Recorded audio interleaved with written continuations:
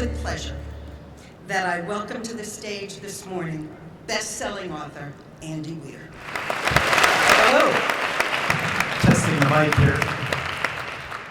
Is it coming through? Okay. I was a big fan of my father's science fiction collection, and I read it and read it and read it. I knew that I wanted to be a writer. I always wanted to be a writer. I wrote my first book when I was in college, and it was called The Observer, and it was really bad.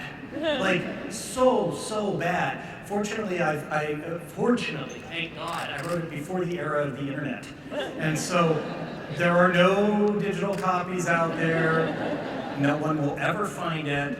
I've removed or eliminated or otherwise eradicated all hard copies that exist except one. My mother has a copy. She won't tell me where it is.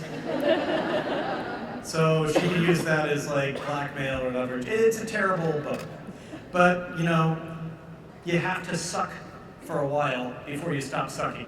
You know, they say write what you know, and I know the space industry, it's my hobby. So I started with more than a layman's knowledge of it. And then the rest was, I've got a pretty strong scientific background, so I know how to do the physics, the chemistry, and the math. And so I could just look up the information that I didn't know and figure out what I did need to know. The hardest part for me on The Martian was figuring out the orbital trajectories. I actually worked out the path that Hermes takes to get from Earth to Mars and then back to Earth and stuff. That's all real. Those are all real numbers and a real orbital trajectory path. I wouldn't want to go to Mars. I wouldn't even want to go to space. I write about brave people. I'm not one of them.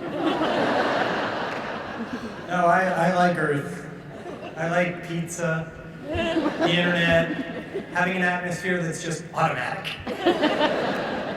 In order to be a writer, you have to write. So it's not good enough to come up with a story in your mind and talk to your friends about it and like draw a picture of the castle that it's going to take place in. So like, you have to put the words down on a piece of paper or you're not writing. You're just daydreaming.